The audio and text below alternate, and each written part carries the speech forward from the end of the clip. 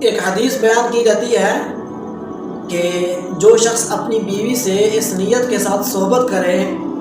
کہ مجھے جو بیٹا پیدا ہوگا میں اس کا نام محمد رکھوں گا تو اللہ رب العزت مجھے بیٹا عطا کریں گے۔ لوگ یہ بتا دیتے ہیں، اور بعض دفعہ جو جس کی اولاد نہ ہو رہی ہو یا جس کو بیٹا نہ ہو رہا ہو اس کو یہ بتا دیتے ہیں کہ آپ اپنے اس نیت سے نام رکھو کہ جو میرا بیٹا پیدا ہوگا اور اس کا نام میں محمد رکھوں گا۔ محمد ظاہر ہے یہ بابرکت نام ہے، لیکن حدیث پاک کے اندر اس کا کوئی تذکرہ نہیں ہے۔ یہ بزرگوں کا اپنا ایک یوں سمجھ لیجیے کہ تجربہ ہو سکتا ہے، ان کا ایک آزمودہ ہوا عمل ہو سکتا ہے، لیکن یہ حدیث نہیں ہے، رسول اللہ کا فرمان نہیں ہے، صحابہ کا قول اور فعل اس سے ثابت نہیں ہے